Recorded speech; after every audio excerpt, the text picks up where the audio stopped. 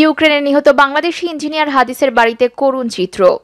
ইউক্রেনের অলিভিয়া পোর্টে রাশিয়ার রকেট হামলায় বরগুনার বেতাগী উপজেলার বাসিন্দা মেরিন ইঞ্জিনিয়ার হাদিসুর রহমান আরিফের মৃত্যুতে পরিবারে চলছে আহাজারি। শোকের মাতমে দিশেহারা পরিবারের একমাত্র উপার্জনক্ষম সন্তান হাদিসকে হারিয়ে বাবা বাকরুদ্ধ, মা বেহুশ।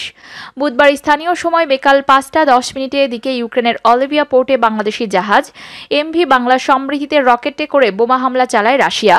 এতে জাহাজে থাকা মেরিন ইঞ্জিনিয়ার মোহাম্মদ হাদিসুর রহমান আরিফ নিহত হন। তিনি ওই জাহাজের থার্ড ইঞ্জিনিয়ার হিসেবে কর্মরত ছিলেন। আরিফের নিহতের খবর শোনার পর ওই ইঞ্জিনিয়ারের বাড়ি বেতাগীতে চলছে শোকের মাতম।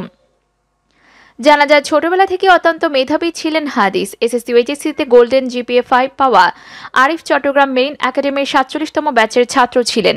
লেখাপড়া শেষ করে তিনি এমভি বাংলা সমৃদ্ধি জাহাজের থার্ড ইঞ্জিনিয়ার হিসেবে চাকরি নেন। হাদিসের বাড়িতে সরেজমিন গিয়ে দেখা গেছে বাড়ি ভর্তি মানুষ, বাকরুদ্ধ বাবা মাকে সান্ত্বনা দিচ্ছেন প্রতিবেশীরা। ইউক্রেনে জাহাজটা আটকা পড়ার পর থেকে তাদের পরিবারের সকলে দুশ্চিন্তার মধ্য দিয়ে দিন কাটছিল। নানা শঙ্কার মধ্যে ছিলেন তারা। তাদের সেই শঙ্কাই সত্যি হলো। সন্তানের লাশ ফেরা নিয়ে এখন আশঙ্কায় রয়েছেন তারা। স্বজনদের সঙ্গে কথা বলে জানা গেছে, এমভি বাংলা সমৃদ্ধি জাহাজটিতে 5 বছর যাবৎ চাকরি করছিলেন আরিফ। ইউক্রেনের সময় বুধবার বিকাল 5:10 দিকে তাদের জাহাজে হামলা হয়েছে। জাহাজে আরিফ সহ বাংলাদেশের 29 জন নাবিক ছিলেন, বাকিরা সুস্থ আছেন। নিহত হাদিসের ছোট ভাই মোহাম্মদ তারেক বলেন, আমরা জাহাজে থাকা আরিফের সহকর্মীদের কাছে মৃত্যুর খবর নিশ্চিত হয়েছি। এরপর থেকেই আমার বাবা বাকরুদ্ধ হয়ে বসে আছেন, মা বেহুশ। তিনি বলেন, বুধবার সকালেও ভাই আমাদের সঙ্গে কথা বলেছেন। সেই সময় ফোনে বলেন, ভাই আমাদের আর ভাঙা ঘরে থাকতে হবে না, বাড়িতে এসে যেভাবে হোক ঘরের কাজ ধরব।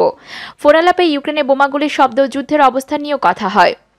ভীতিকর পরিস্থিতি নিয়ে আরিফ শঙ্কিত ছিল বলেও জানান তিনি। বাড়ি ফেরার তারা অনুভব হয়েছিল আরিফের কথায়। বাড়ি ফিরে কি কাজ করবে ছোট ভাইয়ের সঙ্গে তার একটি আলোচনাও করেন। তারেক আরও বলেন, তিনি সরকারের কাছে অনুরোধ করেন যাতে দ্রুত তার ভাইয়ের লাশ দেশে ফিরিয়ে আনা হয়।